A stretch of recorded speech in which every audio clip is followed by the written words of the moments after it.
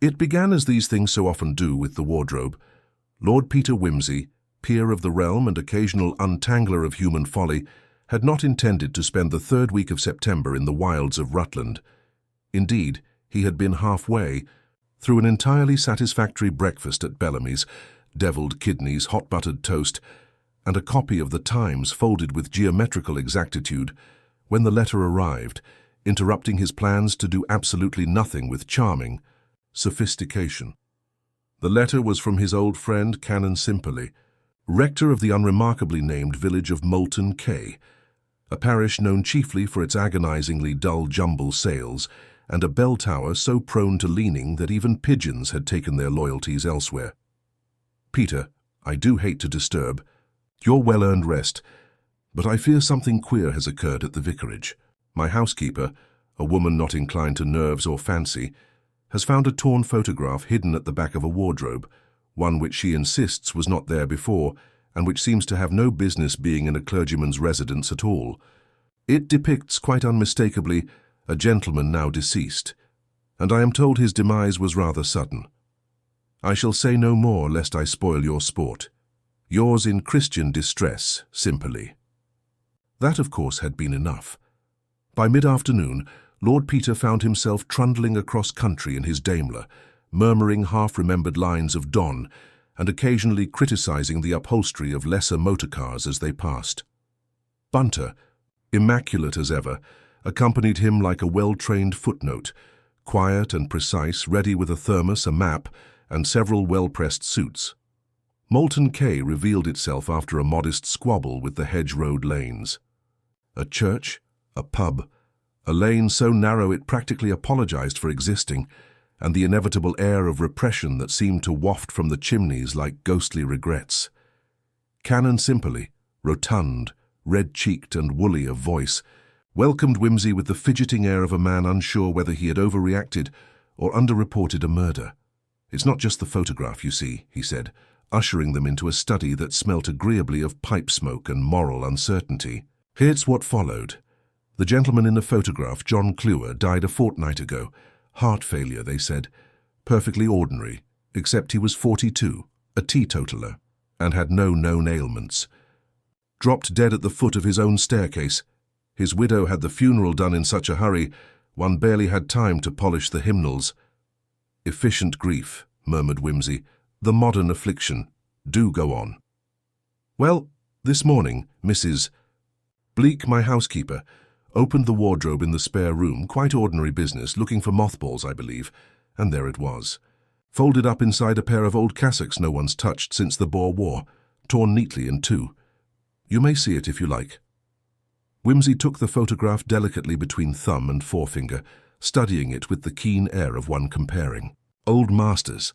Half a face smiled back at him. A man in formal dress seated in what looked like a modest drawing-room, hand resting upon a table upon which stood a small ornate clock. "Do you notice," he murmured, "that the clock in the photograph reads 5 minutes to 4? Bert Cluer, you say, was found dead at 3:30. "So I believe," said the canon a little uncertainly. "That's what the police were told by his widow. She was upstairs at the time, you know. Came down to find him at the foot of the stairs. Most distressing." "Quite," said Wimsey, returning the photograph to its place on the desk. "And you're quite certain this wardrobe hadn't been opened in, how long? 20 years or more? Delicious." He tapped his fingers lightly on the arm of the chair. "Tell me, Canon, does the late Mr. Cluer have any local relations? Old quarrels, illegitimate offspring, the odd duel left unfinished?" Simperley blinked. "Not to my knowledge, though his widow is something of a, how shall I say, distinct personality. Young for him, French, or possibly Belgian." Wimsey's eyebrows twitched in genteel amusement. "A foreign widow in a sleepy English village with a dead husband and an unexpected photograph. We're halfway to Wilkie Collins already." He stood, brushing imaginary dust from his sleeve. "Come, Bunter, let us see this Cluer house, and, if we are very good, perhaps the widow shall serve us tea and lies in equal measure." And with that, Lord Peter Wimsey stepped into the curious case of the torn photograph in the wardrobe, armed with charm, cynicism, and an eye for clocks that told more than just the time.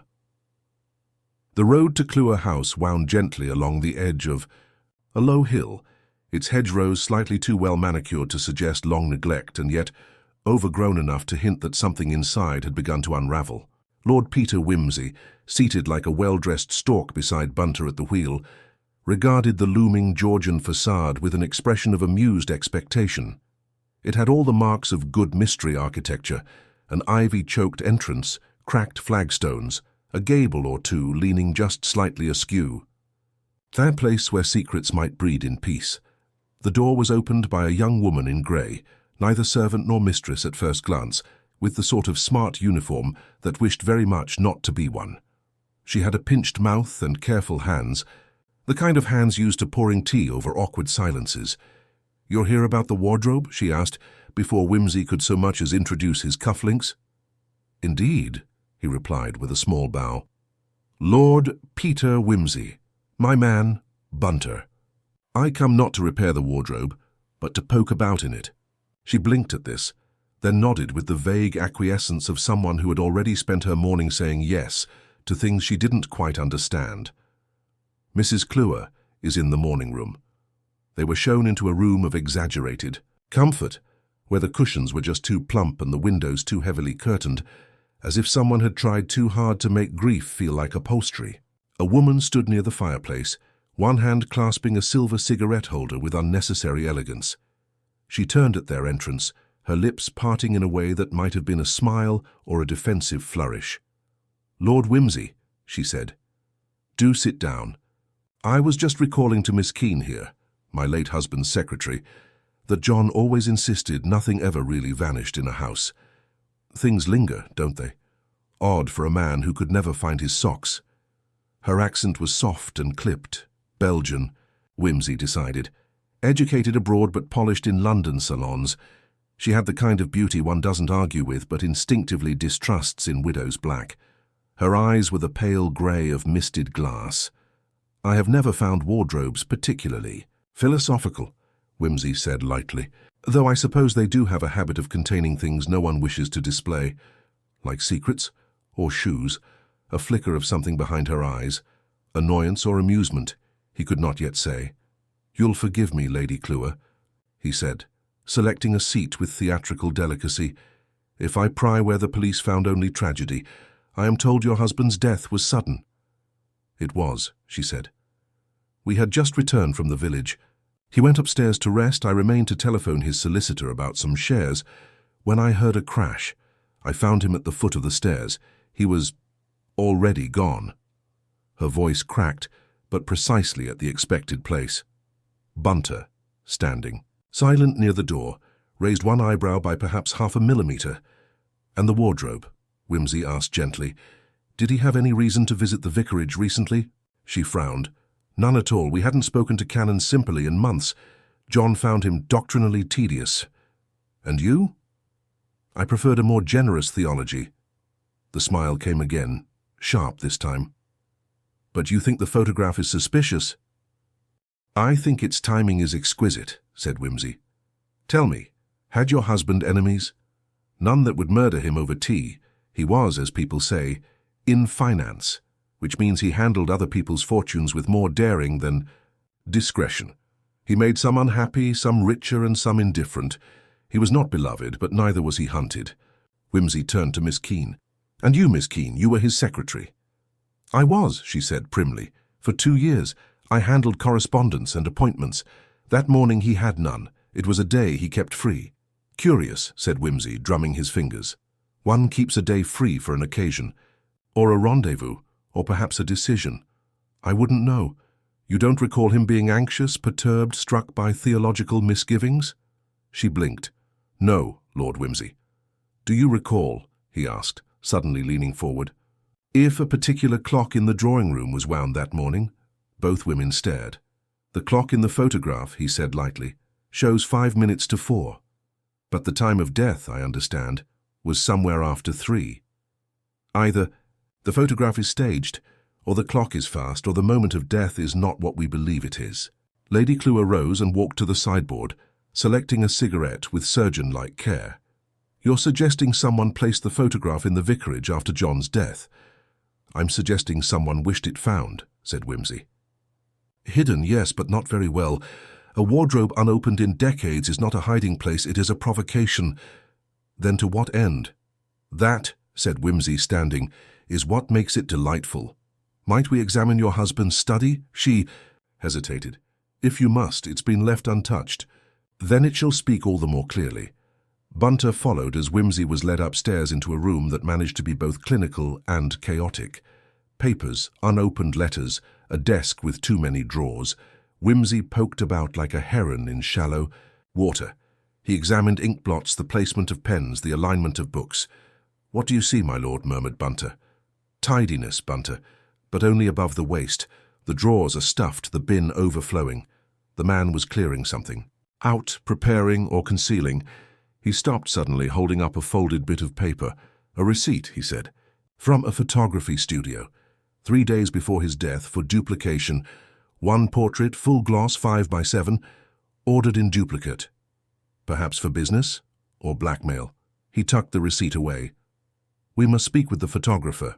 But first, let us visit the staircase. I fancy there's a point of physics to be examined. And with that, Lord Peter Wimsey turned toward the hall with the air of a man strolling into an opera's second act, quite certain that the soprano would soon be shot, but quietly wondering who had moved the gun. The staircase at Cluer House was narrow, the sort that turned abruptly midway as though changing its mind about reaching the upper floor.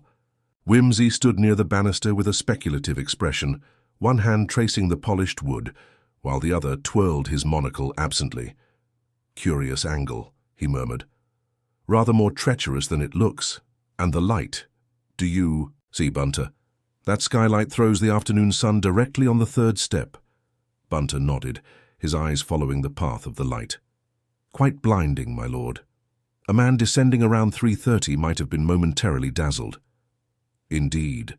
Add to that an over-polished stair and a pair of city shoes, and one has the makings of a perfectly credible accident. But one must always ask, when does credibility become convenience? From below came the click of the door knocker and the polite murmur of Miss Keene's voice. A few moments later, she appeared in the hallway beneath, looking faintly flushed. There is a man asking for you, Lord Wimsey, she called. Name of Harville. He says he was Mr. Cluer's business associate. Wimsey's brow lifted, and he descended the stairs with the careful grace of a man reluctant to test their hazard. In the drawing-room stood a thick-set fellow in a tobacco-coloured coat with a collar too large and a watch-chain that strained nobly against his stomach. His hair was oiled and parted with ambition. His face wore the polished belligerence of a man used to negotiating bank loans and refusing alimony. Sir George Harville, the man said, extending a meaty hand. I heard you were sniffing round John's death. Damned shame, that. Never. Like stairs myself. Death traps, most of them. Wimsey accepted the handshake with an ironic smile. I find them useful in avoiding lifts. You knew Cluer well? Well enough. We were both on the board of Selbridge Holdings. Investment concerns. Not the sort of thing to quicken the pulse unless you dislike dividends. Did he seem unusually anxious of late? Financial pressures? Not that he let on. But then John was a buttoned-up sort. Liked his secrets. Wouldn't tell you if the floorboards were on fire unless you were standing on them. And you believe his death was entirely accidental? Harville's eyes narrowed. I don't believe in accidents when men die rich and fast. I also don't believe in ghost photographs turning up in clergymen's wardrobes, so you'll understand if I keep my options open. Wimsey nodded slowly. You're familiar with the photograph, then? Only heard about it this morning. Canon Simperley's gardener was nattering at the post office. Village secrecy's about as tight as a colander. And what do you suppose such a photograph implies? That someone wants us to remember John, and not fondly. Maybe a warning, maybe a poke in the ribs to keep us from digging too deep. Interesting theory, Wimsey said lightly. One that would imply, of course, that there is something worth digging into. Harville shrugged. There's always something. The trick is knowing whether it's gold or manure. He turned as if to leave, then paused. Tell me something, Lord Wimsey. Do you ever hear of a man called Michael Delbridge? No, said Wimsey truthfully. You should ask about him. He and Cluer had a row. Nasty business. Something to do with a loan. Dalbridge lost a great deal of money. Rumour says he blamed John for it. Went off the rails. And where might I find this aggrieved gentleman? Harville gave a humourless smile. He lives down by the weir, keeps to himself, drinks more than is good for him. Just your sort of puzzle. When Harville had gone, Wimsey turned to Bunter. The plot thickens, as they say in the better cookbooks. Let us go find Mr. Dalbridge and see what his bitterness brews. The weir lay beyond the edge of the village, past a row of willows that whispered secrets to the stream. The cottage was ill kept, its paint peeling like old regrets, and a rusted bicycle leaned drunkenly against the porch. Michael Dalbridge answered the door in shirt-sleeves, his face grey with unshaven days.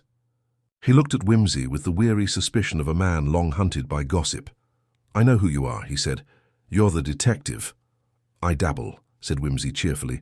"And you, Mr. Dalbridge, are reputed to have had cause to dislike." "The late Mr. Cluer." "Dislike?" Dalbridge laughed bitterly. "I loathed him, and he knew it." "Because of a financial matter?" Dalbridge waved him in, gesturing vaguely at the bottle on the mantel. The room smelled of dust and spirits. "I loaned him money. Thought I was getting in on something clever, some continental expansion. But he strung me along, every delay, every excuse. Then the shares tanked, the company folded, and I was ruined." "And you confronted him?" "I did. Last time I saw him, I told him if he died I'd dance on his grave with clogs." "Colourful," said Wimsey. "And when was this last meeting?" 3 weeks ago. He was smug as ever. Said business was risk. Said if I couldn't afford the loss, I shouldn't have played the game." "And yet," Wimsey said, glancing at the hearth, "you made no move to see him again. No attempts, no threats." "I thought about it." Dalbridge poured himself a drink with trembling hands. But what good would it do? He was untouchable. Until, of course, he fell down the stairs. Dalbridge gave him a sharp look. "You think I had anything to do with it?"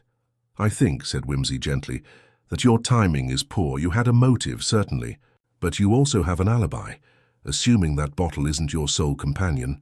Dalbridge snorted. "Ask Mrs. Godwin. She runs the post office. I was there that afternoon. Mailing letters I hoped would change something.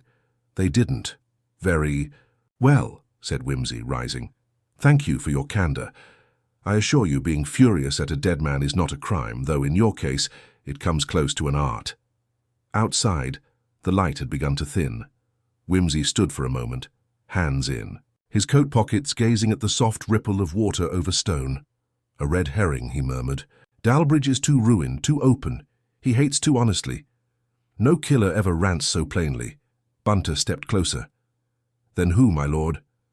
"Someone who wanted to seem untouched. Someone whose grief is more curated than felt." He turned, on his heel.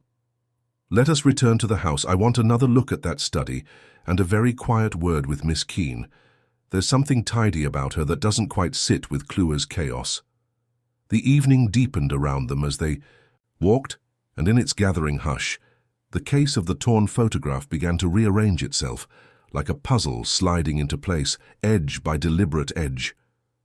The hall of Cluer House was dim by the time Wimsey and Bunter returned, the day having surrendered to that blue-grey hour when lamps begin to flicker on and shadows curl up like sleeping cats in corners. The drawing-room door was ajar. Miss Keene sat at the escritoire, her pen poised, the sort of woman for whom stillness came as easily as suspicion. She looked up as Wimsey entered, her expression composed but alert. "I've just been updating the household accounts," she said, as if by way of self-defense. "An honourable pursuit," replied Wimsey. "I, too, have been balancing ledgers, albeit rather more forensic ones. Might I borrow a moment of your arithmetic?" She folded her hands. "Certainly." Wimsey pulled a chair nearer, seating himself with casual elegance. "You were in Mr. Cluer's employ for 2 years, yes?" "That's right. And yet you remain." She hesitated. "Mrs. Cluer asked me to stay on, at least through the probate. There are many affairs to settle." "Indeed. Widowhood is an accountant's dream." He smiled thinly. "Tell me, did you know of the photograph?" She blinked. "Not until Canon Simperley called. I was as surprised as anyone." "But you typed most of Mr. Cluer's correspondence." "Yes? Would you recall if he had dealings with a photography studio recently?" This receipt, he produced it gently, like a conjurer, would suggest otherwise. She studied it for only a moment. That's his signature and his stationery, but I didn't type that one. It must have been a personal order. Interesting, Wimsey said, leaning back. Did he often handle such matters himself? Rarely. He liked delegation, except in money and secrets. Then he preferred to keep his fingers unshared. Secrets, murmured Wimsey. And what sort of secrets?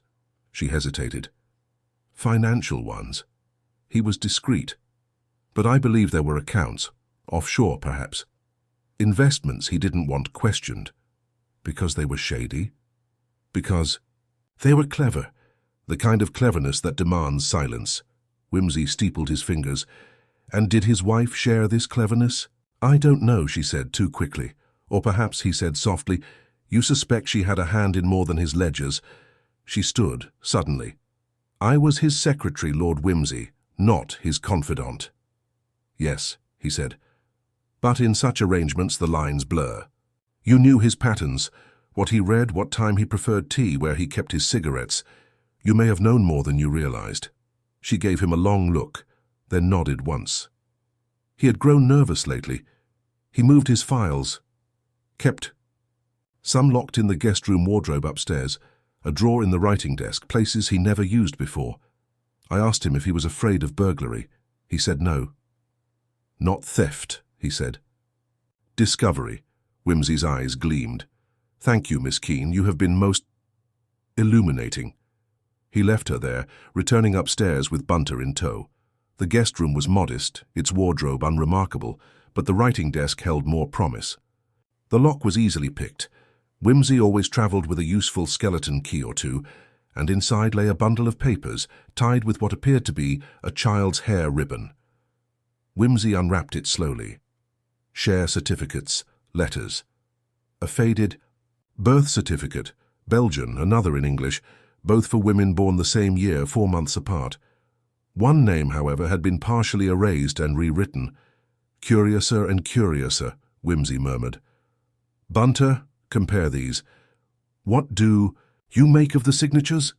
They are similar, my lord, Bunter said after careful scrutiny, but the second has been disguised, a different hand pretending at variance. Indeed, a woman of 2 lives, perhaps. He sat in thought. Tell me, Bunter, what would you do if you wished to kill a man without touching him? Persuade him to fall, Bunter replied. Precisely. And if one knew the staircase, its weak spots, its betrayals, one could plan a push with only timing and sound. They returned to the hall, where Wimsey now stood at the base of the stairs.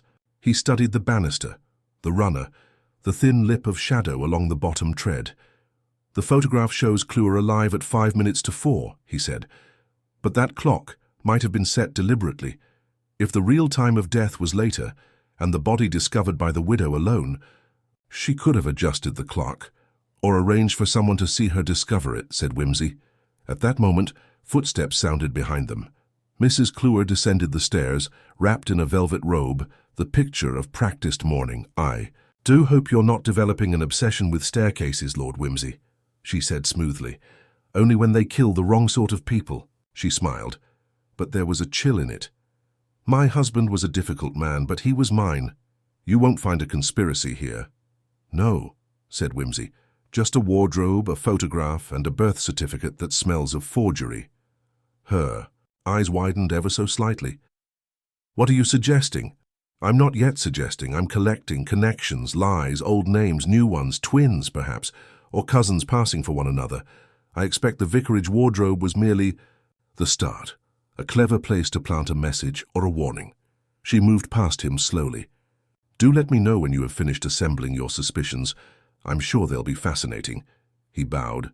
Oh, I promise you, there'll be much more than that. And as she disappeared down the hall, Wimsey turned back to the staircase, with a smile that didn't reach his eyes. Bunter, he said, I believe it's time we made a call on the photographer. I want to know who really ordered those prints, and what else might have been captured in the frame. Very good, my lord. They left the house as the sky deepened into velvet. Behind them, Clue House seemed to hold its breath, as though waiting for the past to come knocking. The photography studio lay 2 villages over, in a little market, Town called Eldringham. Just respectable enough to be dull. Just provincial enough to keep a careful record of its scandals. Whimsy and Bunter arrived shortly after 10 the next morning, the fog still hanging low over the cobbled streets, like a curtain reluctant to rise on the day. The studio itself occupied the upper floor of a tobacconist's shop, its doorway wedged between advertisements for pipe tobacco and wartime memorial prints. The photographer, one Mr. Arkwright, was a man of thin shoulders and long fingers, who wore spectacles too large for his face and carried about him the distracted air of one who spends too much time coaxing truth from grain and shadow. "Yes, I remember the commission," he said, after Whimsy showed him the receipt. Came, in quite late, just before closing.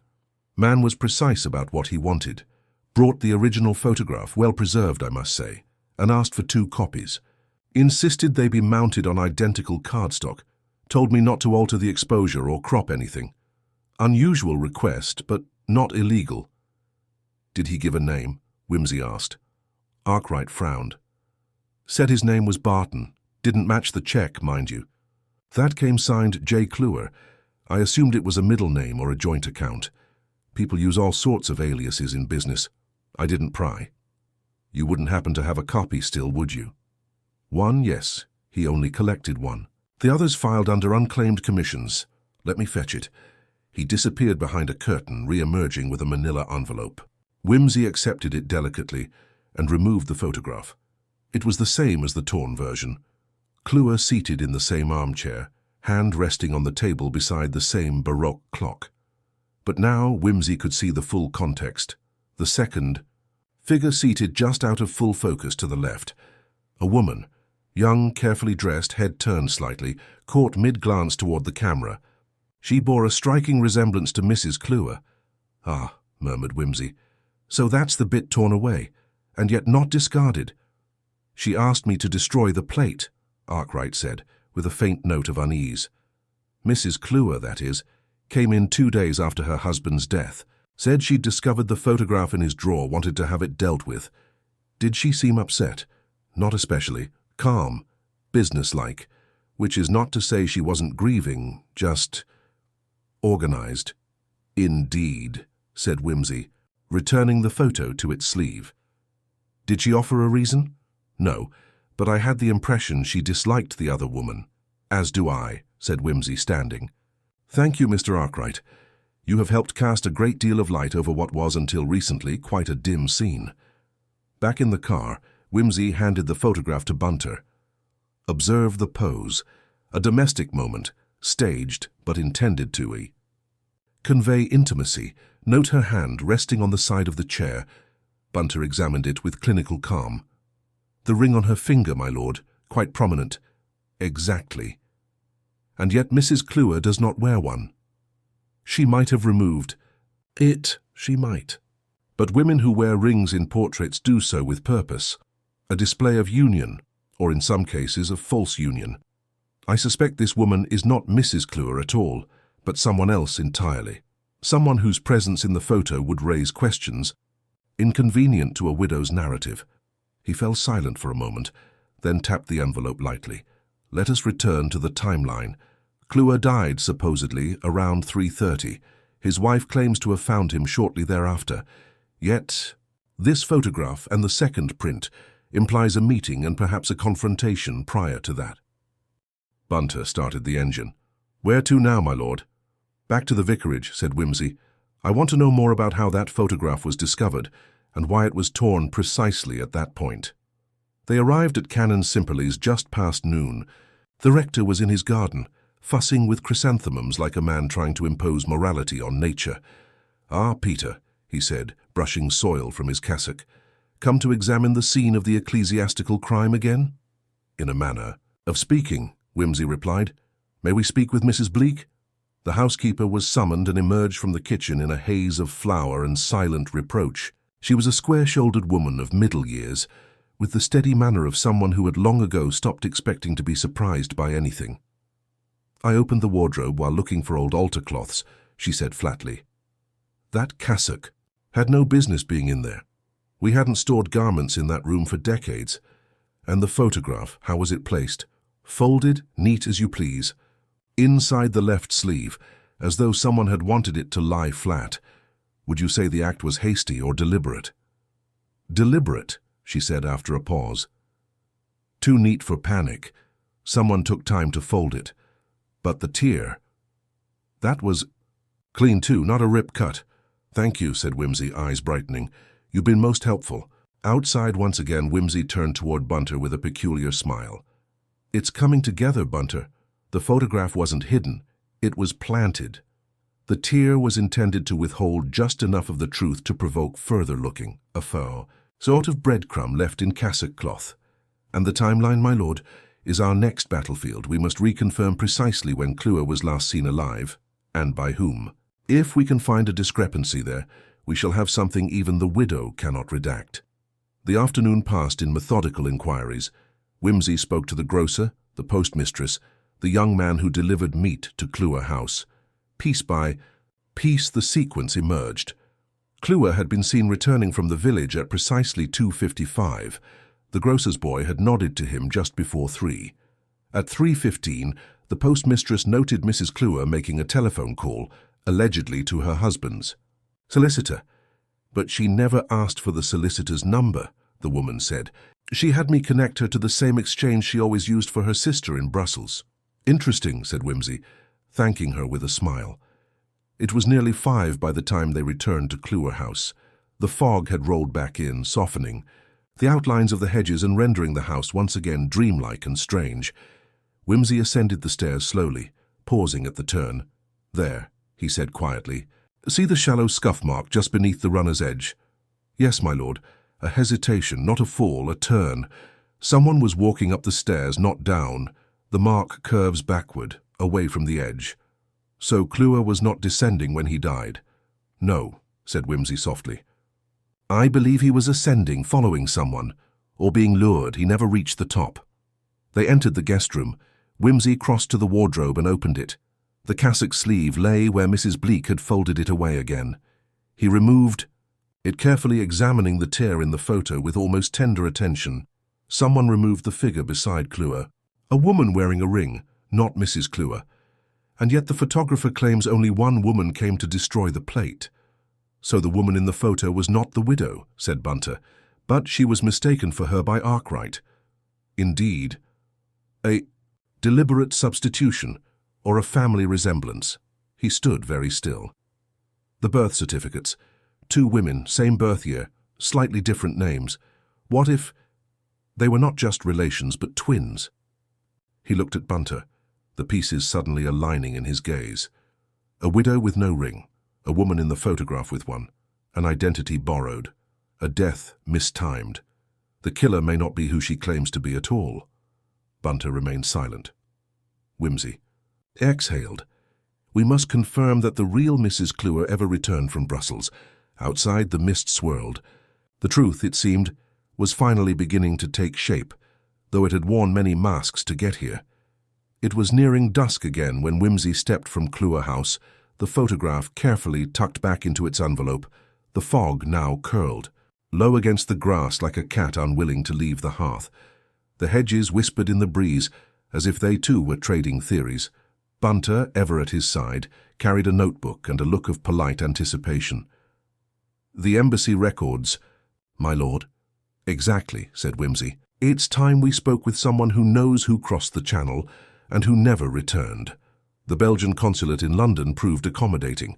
Whimsy, using a combination of impeccable French, exaggerated courtesy, and the vague suggestion of government involvement, managed to extract the passenger and customs records for the past 3 months. They showed plainly enough that a Jacqueline Delcourt Clua had entered England in July, but no subsequent record of her leaving existed. More curiously, the return passage booked in her name had been cancelled. The cancellation was made not in London, but from a rural telephone exchange, the very same one in Moulton Quay. Whimsy stared at the record for a long moment before tapping the edge of the desk. If she never left, and if the woman now posing as her has her passport, then the real Jacqueline is either hiding or dead. Or perhaps being impersonated by someone with good reason to conceal her true identity, Bunter offered. "Quite," murmured Whimsy. "2 birth certificates, one erased and rewritten, one photograph torn, 2 women who look enough alike to fool a photographer, and one dead man who knew too much about both." By mid-evening they were back on the road, the countryside slipping by in greys and shadows. Whimsy sat in silence for a time, then said quietly, "We've focused too long on the fall. The motive is not in the stairwell, but in the drawing. The room, the study, the photograph. The death was not a spur-of-the-moment act of passion. It was tidy, staged, as if someone wished to curate grief rather than suffer it." They arrived at the vicarage just as Canon Simperley was returning from Ivy, Evensong, the glow from his lantern bobbing like a minor star in the mist. "Peter," he said, surprised, "I'd assumed you'd cracked the thing and vanished in a puff of Latin by now." "Not yet," Whimsy replied. "I rather think the corpse isn't the only thing buried in this case." He asked for a telephone and placed a call to a contact at the Foreign Office. It was brief, coded, and highly effective. When he replaced the receiver, he turned to Bunter. "She has a twin. Confirmed. Juliette Delcourt. Never married. Worked as a nurse in Antwerp. Vanished 3 months ago after being dismissed for inappropriate use of a patient's estate. The last record of her is a passage to England under a false name. Jacqueline Cluer. So, the woman in Cluer House is not his widow," said Bunter slowly, "but her sister, and therefore has no legal claim, but she did have access. Enough to manipulate files, pose as grieving spouse, even see to the cremation before questions could be raised. She might have assumed Jacqueline's identity for financial gain, but Cluer would have discovered her, if he hadn't already. Which brings us back to the photograph." He took it from his pocket again. "This was taken to commemorate a false domesticity. Perhaps Cluer believed it was a charming deception until he realized it had become something else entirely. And then he tried to extricate himself, but Juliette had already laid her plan. A forged will, the switch of documents, a perfect death, staged not just for the world but for the vicar, for the police, for me." Back at Cluer House, Whimsy requested a private audience with Mrs. Cluer. She received him in the small parlour, now dimly lit by a single shaded lamp. Her expression was composed, but there was the faintest tremor at the edge of her calm, like a sheet drawn too tightly over a bed. "You have returned rather often for a man who claims to be an amateur," she said. "Even amateurs enjoy repetition," he replied, "though only when the story improves on each telling." She sat back, the fingers of one hand playing idly with the chain of her necklace. "You seem intent on finding something sordid beneath an unfortunate tragedy." "Oh, I've found something," he said, laying the photograph gently on the table between them. "You tore away your own image, but you left the ring curious. Was it nostalgia or fear of being recognized?" Her hand froze, just briefly, then resumed its movement. "You forget," she said. "I identified the body. The doctors accepted the cause of death. You also arranged for cremation. Quite convenient. No second autopsy. No unexpected questions." She stood now, voice sharp. "What are you accusing?" "Me of impersonation," said Whimsy softly, "and murder." The silence was total for 3 heartbeats. "Ridiculous," she said, but the veneer cracked. "You have no proof." "I have passenger records, 2 birth certificates, a twin sister who vanished, a will conveniently altered. Yes, I've seen the signature. Yours attempts her hand, but fails in the flourish. I also have a photograph. 2, in fact. One torn to obscure your presence and one kept as a trophy. You ordered them. You paid with a dead man's check." She moved toward the fireplace as if for warmth. "He betrayed my sister," she said at last. "She loved him. He married her for convenience, money, image, then discarded her. She was ill, dying, and he left her in Brussels while he flaunted me here. I came to England to confront him. She died in my arms 2 days before." "You came," said Whimsy gently, "as her shadow. You stepped into her clothes, her home, her name. You told yourself it was justice." She stared at him, pale and thin as a painting half finished. "He made her think she was mad." "Perhaps he did," said Whimsy. "But murder is never a tidy solution. It's just a very permanent one." She turned away, staring into the fire. "I had nothing left," I thought, if I could take what he denied her, it would be enough. You took his life. I arranged a fall. That was all, a small push, just enough. There was no resistance when the police came. Only the quiet, composed exit of a woman who had already mourned her sister and herself, and now merely added a name to the list. Whimsy stood, for a moment in the empty drawing room, staring down at the photograph once more. The torn edge looked almost neat now, as if the story had finally joined along its fault line. "Shall I burn it, my lord?" Bunter asked. "No," said Whimsy. "Keep it. Let it serve as a reminder of murder, of how easy it is to love a lie if it wears your sister's face." The following morning brought a pallid light through the lace curtains of the vicarage guest room, illuminating the photograph that now rested, untorn, on Whimsy's bedside table. He had left it there deliberately, like a moral paperweight. In it, the real Juliette Delcourt sat beside a man who had underestimated her, smiling faintly in that cultivated stillness of European formality. Whimsy, dressing with habitual precision, allowed himself one long glance before slipping it once more into its envelope. Downstairs, Canon Simperley was attempting to butter toast while also reading aloud from the Times, a feat doomed to failure, since his butter inevitably obeyed gravity at the moment of highest moral indignation. "I see you've cleared up your wardrobe mystery," the canon said, eyeing Whimsy over a lowered brow, "though I dare say I shall never look at cassocks the same way again." Whimsy smiled absently. One never knows what might be lurking in ecclesiastical sleeves. He reached for his coffee, then paused. "Tell me, Canon, do you recall what was found in the room along with the photograph? Anything else? Odd items? Things moved or out of place?" "Not particularly," Simperley replied, frowning. "Though now you mention it, Mrs. Bleak did complain of a missing silver salver. Thought perhaps I'd lent it out for the church. Fate and forgot." Whimsy's hand froze midway to his cup. "A salver?" "Yes, from a matching set. Engraved. Used to serve biscuits to the bishop back when we still received his eminence with silver rather than sadness." "Was it ever found?" Simperley shook his head. "No, she assumed it had been misplaced in the attic." Whimsy stood, suddenly alive with purpose. "Canon, if I may impose upon you one final liberty, might I examine that wardrobe once more?" The wardrobe in question stood in the corner of the guest room, its doors opened now as casually as a book left mid-paragraph. Whimsy crouched, examining the base, the interior wood, the folded cassock. Then, with a small grunt, he reached toward the left side panel and began to run his fingers along the joinery. He stopped at a knot in the wood, pressed, and with the faintest click, a panel lifted away to reveal a narrow hollow. Inside lay a flat object wrapped in brown paper and bound with string. He removed it carefully. "Bunter," he called without looking back, "summon Mrs. Bleak, would you?"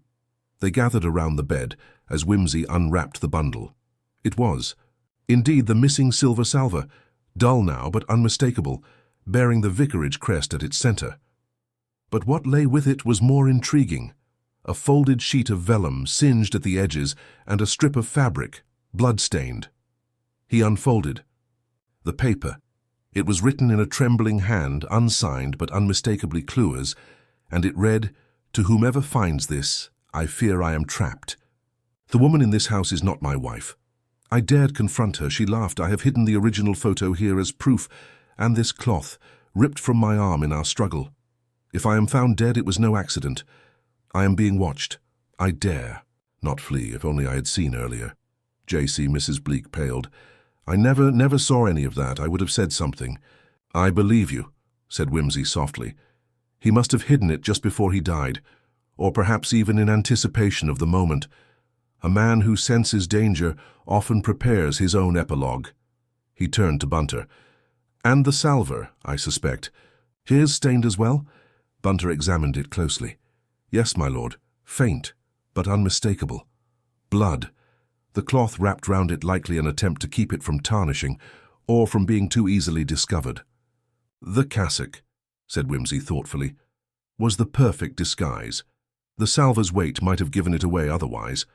But this is the final act of a man trying to signal from the grave." He gathered the evidence and departed. From the vicarage, with a strange silence clinging to him. The case, by all public measures, was over. Juliet had confessed. The motive had been passed, the legal machine set in motion. Yet something in Whimsy's step betrayed that the story had acquired an unwelcome footnote. That afternoon, he returned to Clewer House one last time unannounced. Miss Keene met him at the door, her expression tight. "She's gone," she said. "The police fetched her early this morning. I was asked to begin sorting the papers for the estate solicitor." Whimsy nodded. "And did she leave behind anything?" She said nothing, but she left this.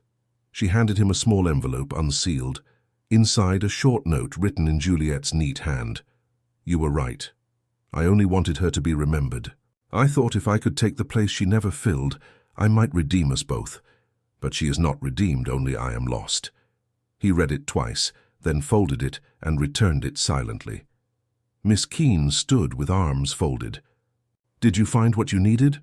"Not quite," Whimsy said, "but I found what was hidden, and that is sometimes all the justice we are permitted." As he left, he turned back once, casting a final look at the house. It seemed dimmer now, its facade more brittle. Beneath its respectable exterior, something had been purged but not quite cleansed. He returned to Bellamy's that evening and dined alone, his book unread beside him, his wineglass untouched. The photograph sat in his coat pocket, warm from proximity. When Bunter entered with the post, he raised his head. "I believe," he said quietly, "we shall not take another case until October." "Very good, my lord." Whimsy glanced out. The window at the city's golden haze. "She wore her sister's grief like a garment," he murmured, "but grief cannot be borrowed. It always comes tailored." 3 days passed. In that span, Lord Peter Whimsy seemed to have disappeared entirely. At Bellamy's, his usual table remained untouched. At the Diogenes Club, the porter confirmed he had not arrived, nor had he sent word. Even Bunter, whose professional composure could rival the granite of a war memorial, had begun to betray the faintest signs of curiosity when questioned by fellow staff at the club. "His lordship," Bunter would say with immaculate calm, "is conducting a private inquiry. He will surface when the hour suits the truth." Privately, Bunter knew exactly where Whimsy had gone, but he also knew the pattern. When the case entered its final dangerous symmetry, when facts lined up too neatly and people had already begun tidying away their alibis, Whimsy always stepped back.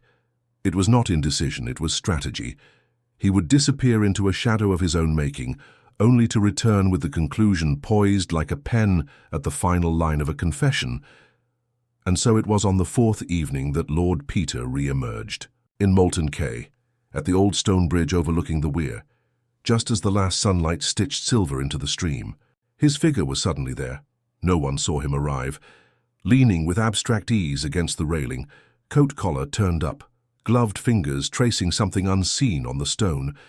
The man who joined him some minutes later did not expect him. "You're Dalebridge," Whimsy said, not looking up. The former financier, gaunt and wind-chapped, blinked. "Yes, I thought you were finished." "Almost," said Whimsy. "But you know how endings are. They resist neatness, like the last line of a bad poem, always one syllable too long." Delbridge gave a humorless grunt. "You hated Clewer," Whimsy continued. "You said so plainly, said you wanted to dance on his grave in clogs, but you also said you hadn't seen him since your row, and yet your prints were on the salver." Dalbridge stiffened. "I used it once at the vicarage months ago." "Ah, but they were fresh," said Whimsy, "and partial, as if you had gripped it in haste, which suggests something rather more recent. I also know you left the post office 10 minutes earlier than you claimed on the day of the death. Mrs. Godwin remembered you had forgotten a stamp. You told her you'd post it yourself later. You lied. You had time to reach Clewer House." Dalbridge said nothing. The river hissed below them. "You didn't kill him," Whimsy said quietly. "But you came to see him. You knew about the switch. Perhaps you'd seen both women in passing, realized something didn't add up. You threatened to expose her, didn't you?" Dalbridge laughed bitterly. "I wanted money. She said he was planning to leave her, change the will. I offered her silence for a price. She gave it to you? She promised it. And then 2 days later, he's dead." Whimsy turned now, slowly, his face still and pale in the twilight. "You're lucky. She might have killed you too." Dalbridge lit a cigarette with trembling fingers. "Why tell me this now?" "Because," Wimsey said, "you're not done yet. You'll be summoned to the inquest. I want you to tell the coroner exactly what you told me, minus your own scheming. Say that you visited Clua to apologize, that he seemed agitated, that he said someone was impersonating his wife, but he was afraid to go to the police. And if I refuse—" "You won't," Wimsey said simply. "You've lived with guilt long enough to recognize its stench. Time to air it out." Back at Clua House, the solicitor from Barton and Welby had been sorting through the legal wreckage of Clua's estate. Wimsey entered unannounced, unbothered by protocol. "You'll want to pay close attention to the will," he said, setting the forged version on the desk beside the original, which he had obtained from the consulate archives. "The pen pressure is off, the ink flow inconsistent, and the initial J, see how it curls too tightly? That's the sister's hand, not Jacqueline's. She never completed the forgeries. She assumed no one would check." The solicitor, who had until that moment looked like a man caught between luncheon and litigation, now peered at the documents with growing horror. And the real heir— "Jacqueline had no heirs," Wimsey said, "but her estate passes to a Belgian cousin. Last known address Antwerp. You'll find the contact through the embassy." As Wimsey turned to leave, he paused. "Also, you might reimburse Miss Keene. Her work here, though unintended, has been thorough and discreet. She deserves to remain untouched by scandal." The solicitor nodded mutely. By the week's end, the inquest was convened. The courtroom was packed with locals, each more determined than the last not to admit they had come for gossip. Wimsey did not testify. He sat at the back, hat in hand, eyes like lanterns in the gloom. Dalbridge took the stand. He stammered once. Then, as if releasing a pressure he had borne too long, he spoke. Not the blackmail, but the visit, the conversation, Clua's confession, the fear in his voice. The coroner listened with grave interest, then called upon the constable who had first examined the scene. A small addition was entered into the record. The handrail had faint traces of fingernail scratches, suggesting not a fall, but a last grasp. When the verdict was returned, murder by person or persons unknown, with sufficient evidence of premeditation, there was a hush. Then the usual rustle, people pretending surprise. But the truth had found air, and that, Wimsey knew, was justice enough. Afterward, in the square outside, Simperley joined him. "Well," he said, "I suppose we'll never see another." "Wardrobe the same way." Wimsey smiled faintly. "They do have a tendency to conceal unpleasant things, sometimes ourselves." He turned toward the car, Bunter already waiting. "Home, my lord?" "Yes," said Wimsey, "but take the scenic route. I want to look at trees that aren't hiding corpses or secrets." They drove off into the fading light, past hedgerows that for once said nothing, through villages that had never heard of wardrobes or twins or silver salvers. And Wimsey at last closed his eyes. It was nearly a week after the inquest when the letter arrived, postmarked Antwerp, sealed in faded blue, addressed in looping French script to Lord Peter Wimsey, Bellamy's Club, London. Bunter handed it over during breakfast without comment, though his brow furrowed ever so slightly at the unexpected foreignness of it. Wimsey, seated before a plate of kedgeree and a pot of oversteeped Darjeeling, received it with mild curiosity, then held it for a long moment before breaking the seal. Inside, the paper was thick, slightly yellowed, and smelled faintly of lavender soap. The handwriting was unfamiliar but careful, the kind one learns in convent schools or from governesses who believe in virtue and Latin. "Monsieur, you do not know me, but I believe you have searched for the name I bear. My cousin, Jacqueline Delcourt, is gone. Her passing was quiet in our family's care. We were never close, not in youth nor in fortune, but I knew she had married an Englishman, a man who wrote seldom and sent money irregularly. She did not speak much of her life there. Only once in her final days did she mention a photograph, a portrait, she said, taken of her and her husband. She seemed uncertain, as if the memory itself had come to her like an echo from someone else's voice. When we cleared her few belongings, I found no letters, no rings, only a single torn photograph, of which the left portion was missing. She had folded it carefully, as if guarding something. It puzzled me until I read the inquest. Proceedings here in the papers, and recognized your name. I send this not to reopen wounds, but perhaps to close one. If the woman who bore my cousin's name caused harm, I do not know her story. But Jacqueline died of pneumonia, alone, quiet, and very tired. I hope you know that she, at least, had no part in the storm that followed her image. With respect, Colette Vandermeer Wimsey read it once, then again, then folded it, setting it beside his untouched breakfast. He stared down at the paper with a stillness that made even Bunter pause in pouring the coffee. "Bad news, my lord?" "No," said Wimsey quietly. "Just a quieter truth than expected." He reached into his coat pocket and took out the full photograph, the one he'd preserved untrimmed, unmarked. There she was again, the woman in the armchair, hand resting on Cluer's, Jacqueline as she had been once. The faint smile, the shadow of a future she never got to hold. She never— "Sounds new," he said softly. "About her sister, about the impersonation. It was all taken from her, her husband, her identity, even her grief. She died unaware that someone was living out her life like a borrowed novel." Bunter placed the coffee before him. "There's a certain mercy in ignorance, my lord, though I expect it's cold comfort." Wimsey didn't reply immediately. He held the photograph up to the morning light, letting the sun bleed through it, touching both faces with a golden pallor. He wondered how long it had taken for Juliet to believe her own lie, whether it had begun as revenge and soured into need, whether she had looked at this same photograph alone in Cluer House and imagined a life that had never truly been hers. The inquest had provided an ending, but this small letter from a forgotten cousin had supplied the ghost that hovered just outside the margins. He thought back to the wardrobe, to the careful folding of the cassock, to the way Cluer's final note had been tucked behind a panel, desperate and unfinished. A man whose crime was more moral than legal, marrying one woman perhaps while desiring her sister, or perhaps simply tiring of a fragile wife and grasping at a replacement. Wimsey would never know. That part had died in the absence of confession, but the photograph had always known. It had held the truth buried beneath its composition, not merely a man and his wife, but a man and two fates, twin in form, opposite in consequence. He tucked the letter away, then sipped his now cold coffee and smiled faintly. "Bunter," he said, "do you recall what Holmes said about the curious incident of the dog in the night time?" "Yes, my lord. It didn't bark." Precisely. And yet here everything barked. Photographs, staircases, wardrobes, birth certificates. Even the silence barked. The only thing that remained still was the woman whose life had been stolen. She left no trail, no protest, no question, only a photograph, torn and folded. As if that were the last thing she could claim. Bunter cleared his throat delicately.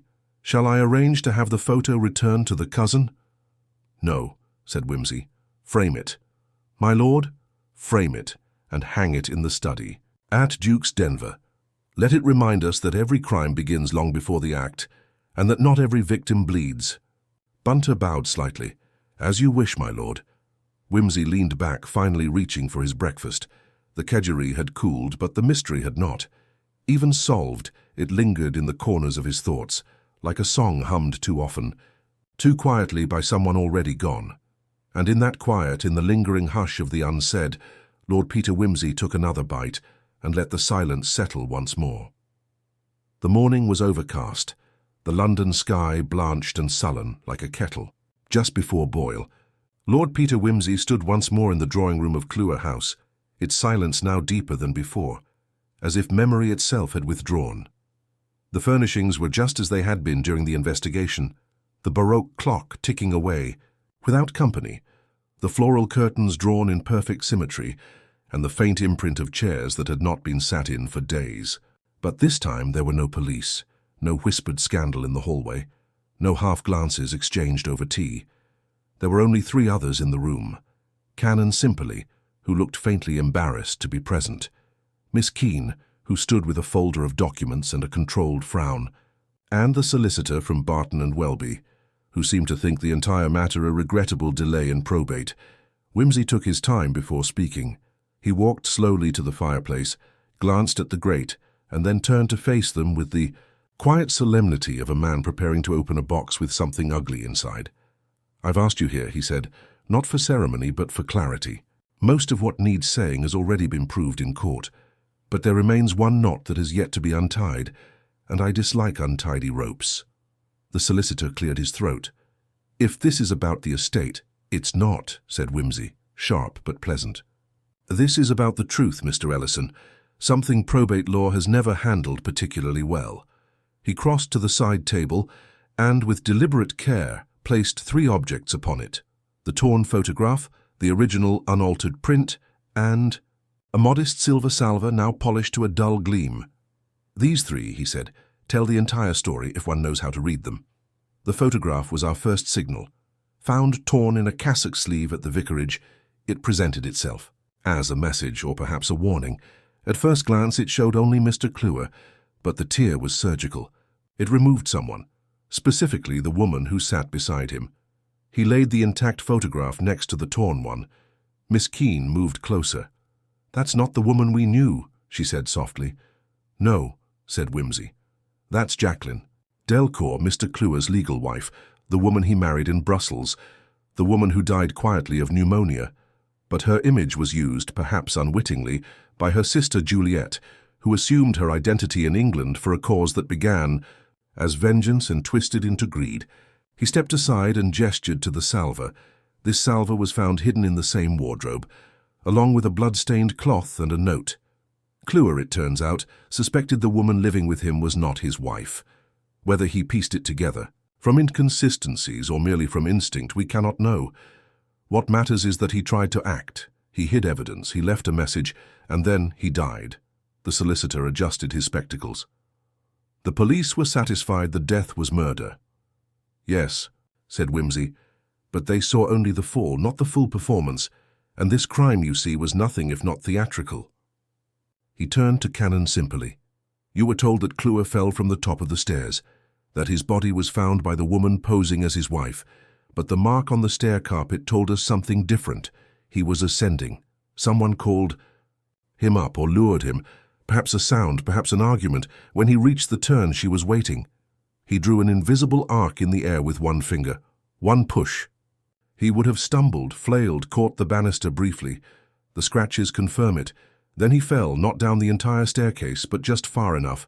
A deliberate act, not a chance tumble, clean, quick, staged to resemble misfortune. Miss—" Keene spoke next, her voice low. "But why hide the photograph? Why not destroy it?" "Because guilt is rarely consistent," said Wimsey. Juliet wanted to be remembered, not as herself, but as her sister. She had already become her, in every outward sense. The photograph was proof of her masquerade, but also a token of longing. She tore it in fear, but she could not destroy it. Instead, she planted it in a place she believed no one would look, perhaps even as a final gesture of vanity. He returned to the fireplace, staring into the unlit grate. "And then there's the final question. Why did Cluer allow it to happen at all? Did he know from the beginning? Did he simply choose to pretend for company, for comfort, for cowardice?" He turned back to them. "I don't believe he knew at first. I think the deception was near perfect. But over time, she slipped. A phrase, a memory, a detail his real wife would have remembered, a ring never worn, a call not made, and he began to question. But by then, the lie had teeth. It was too dangerous to expose." Simperley looked troubled. "And what of the real Jacqueline?" "She died without knowing," Wimsey said quietly. "We have her cousin's word. She never learned that her name had been stolen. She passed from this world unaware that she had become the image behind someone else's crime." For a moment, no one spoke. The room, for all its tasteful furnishing, seemed emptier somehow, stripped of illusion. Even the clock on the table had fallen silent, its mechanism stilled by disuse. Wimsey gathered the photographs and placed them back in the envelope. "There is no need to revisit this publicly. The legal matters are resolved. The impersonator is in custody. The heir in Belgium has been notified." Miss Keene looked up. "And you, Lord Wimsey?" He smiled faintly. "I'm going to forget." Not in the way one forgets an appointment or a line of poetry, but I shall set it aside, like an old overcoat, one no longer needed, but still heavy with the scent of its last season. He moved to the door, glancing back just once. "Grief," he said, "is often mistaken for justice, but they seldom end at the same place." He tipped his hat to Simperley, nodded to the others, and stepped out into the chill air of afternoon. A drizzle had begun, thin and apologetic. Wimsey walked without hurry, letting the light rain touch his coat. The mist softened his view of the path ahead, and behind him, Clewer House resumed its stillness. The journey back to Duke's Denver was quiet, the countryside passing like a watercolor washed in mist and muted greens. Lord Peter Wimsey sat beside the window of his motor car. The gentle hum of the engine, a companion to the thoughts that traced themselves like the winding road beneath the wheels. Bunter, ever watchful, navigated with steady hands and an understanding that words were unnecessary. Upon arrival, the manor house greeted them as always, its brick walls weathered, its windows like eyes accustomed to secrets and solitude. The estate seemed unchanged by the small but turbulent storm of Moulton Quay. Its gardens still trimmed with meticulous care, the great oak standing sentinel against the fading light. Inside, Wimsey settled into his study, a sanctuary lined with shelves of well-thumbed volumes and curiosities from his travels. He placed the now famous photograph carefully into a frame, its glass catching the dying light, and set it upon the mantelpiece. The two faces, serene yet marked by tragedy, seemed to peer out from across the room, ghosts of a story finally told. Bunter approached with a quiet step, carrying the morning's post. Among the letters was a small, neat envelope embossed with a Belgian seal, the seal of the Delcourt family. Wimsey broke the wax and unfolded the enclosed note, penned in a flowing script. "Dear Lord Wimsey, on behalf of my family, I wish to extend our deepest gratitude for your thorough and compassionate handling of the Clewer case. Though Jacqueline was a stranger to us in many ways, your work has restored a measure of dignity to her memory and exposed the shadows that clung to her name. We hope that you might one day visit us in Antwerp, so we may offer you the hospitality and solace that was denied to her. Yours sincerely, Colette Vandermeer." Wimsey smiled faintly and set the letter aside. He sank into his armchair, fingers steepled beneath his chin, eyes drifting to the photograph. The woman in it, Jacqueline, was frozen in time, a living image stolen and worn by another. The twin sister's face had haunted the halls of Clewer House like a pale reflection, a reminder that identity was often the thinnest veil between truth and deception. Bunter, observing his master's reverie, ventured softly, "Do you think it will trouble you long, my lord?" Wimsey exhaled slowly. Some mysteries cling not to the facts, but to the human heart behind them. This was a tale of love misplaced, grief disguised, and lives lived under borrowed names. The photograph reminds me that we are all, in some measure, reflections, sometimes of those we once were, sometimes of those we wish to be. He rose and walked to the window, looking out at the fading light across the grounds. The inheritance of identity is often more complex than land or gold. It is stitched with hopes, lies, and the quiet sacrifices of those who come before us. Jacqueline's story is not one of villainy, but of loss, the loss of self, and the tragic consequences when another claims that loss as their own. Bunter nodded. "A delicate balance, my lord." "Yes," Wimsey replied, "and in that balance lies the true puzzle. Justice may be served in courts, but only the heart knows what is right." The rain began anew, gentle and persistent, washing over the estate like a benediction. Wimsey watched the drops trace paths down the glass, each one a tiny story, a fleeting fragment of a larger whole. He turned back to the room, to the photograph now safely encased, and to the quiet that followed resolution. "In the end," he said softly, "we are all but shadows in a photograph, sometimes torn, sometimes whole, but always seeking a place to rest." Pinter bowed his head in respectful silence, and Lord Peter Wimsey settled back into his chair, the weight of the day slowly lifting as the house around him breathed its ancient, knowing sigh. The last embers of daylight slipped beneath the horizon. As Lord Peter Wimsey stepped onto the terrace of Duke's Denver, the familiar chill of evening brushing against his coat. The house stood silent and still, save for the soft rustling of autumn leaves stirred by a capricious breeze. Bunter followed closely behind, his footsteps measured and unfaltering. Inside, the study was warmed by a modest fire, its glow casting dancing shadows on rows of leather-bound volumes and carefully arranged curiosities from a lifetime of inquiries and adventures. The framed photograph, the torn and restored emblem of a tragedy now laid bare, hung quietly above the mantelpiece as if watching over the room with the solemnity of a silent witness.